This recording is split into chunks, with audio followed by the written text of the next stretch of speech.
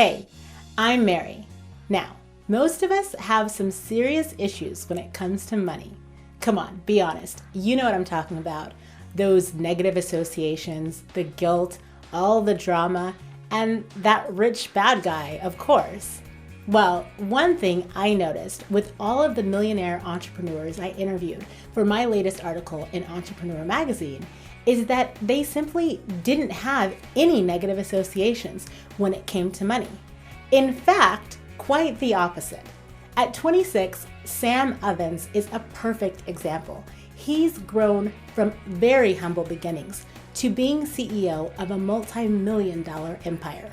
We spoke, and Sam offers his tips for financial success, along with the reasons he thinks everyone seems to hate the rich guy. All right. Hi, I'm here today with Sam Evans. Sam, hi, thank you so much for joining me. Glad to be here. So you are quite an interesting success story. You're only 26 years old, and you have joined a pretty elite club of folks who are not only in the seven-figure earning mark, but you tell me, what does your revenue stream look like right now? It's funny because it's actually gone into 8 now. So far this year, we're in September, and it's about 10.5 million. A lot of people have a lot of negative associations with money. So they're going to get turned off just by us talking about being a 6, 7, or 8 annual figure earner. What are your thoughts on that? I noticed that a lot of people I talk to that are making quite a bit of money in their businesses, unlike many people who have these negative associations, they simply don't.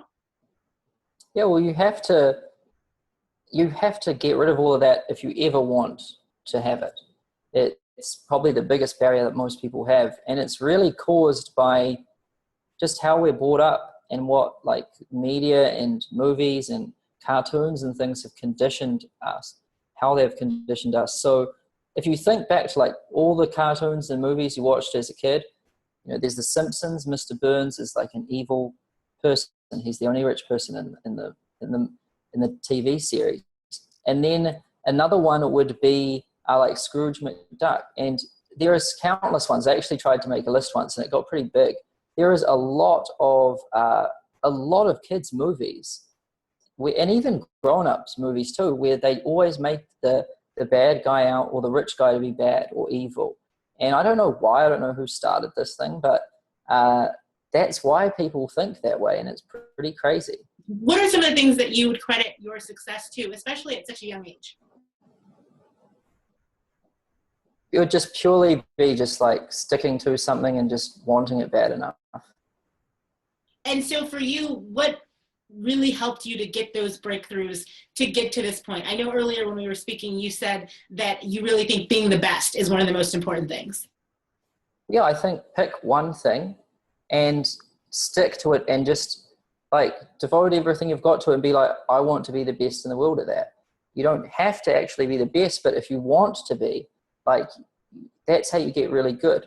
And when the world's full of generalists, and if you're actually a specialist at something, if you actually truly know it and care about it and understand it, it's amazing how successful you can be.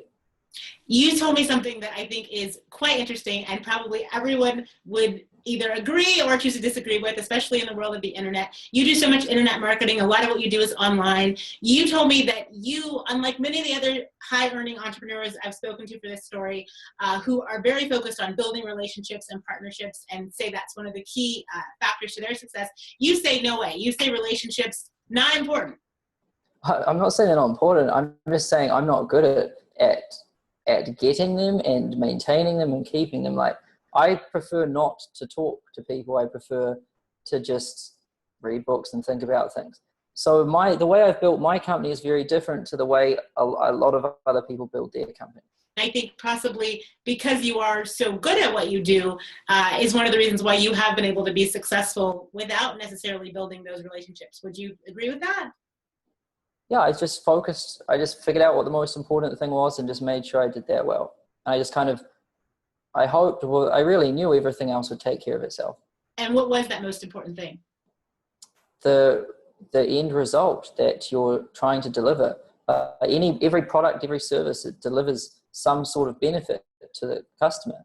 And provided you get that right, you can really mess everything else up. That's great advice. talk to me a little bit about how you have systemized everything in your business and the simplicity of it that has really helped you to scale and become successful. So the biggest thing is just actually getting rid of stuff. So a lot of people will try and systemize something when really the best thing to do is actually just get rid of it. So what I've done at multiple different points in time is just go through everything and just see what I can actually cut away. Because when you have too many things to manage and handle, you're slow and it'll break. And the more I go down this path, the more I learn that you really can only do one thing. So I still sometimes tell myself I can do a couple, but I always end up dropping the ball. It's the less things you have to worry about, the better you'll do. And top 3 pieces of advice for somebody looking to maybe perhaps break past earning 6 figures and get into that 7-8 figure revenue stream on an annual basis. Sure. So first of all, it's just, you've got to commit to one thing. So I think a lot of 6-figure earners are still generalists. Pick something and just say, that is it. Like, that's the only thing I'm going to do. The second thing is just focus on being really good at what you do and forget about everything else. Like, deliver amazing results for your clients. And then the third one would just be really not to ever give up. I mean, that's, a lot of people always ask, what's the secret to success? Was not giving up. That's what it is.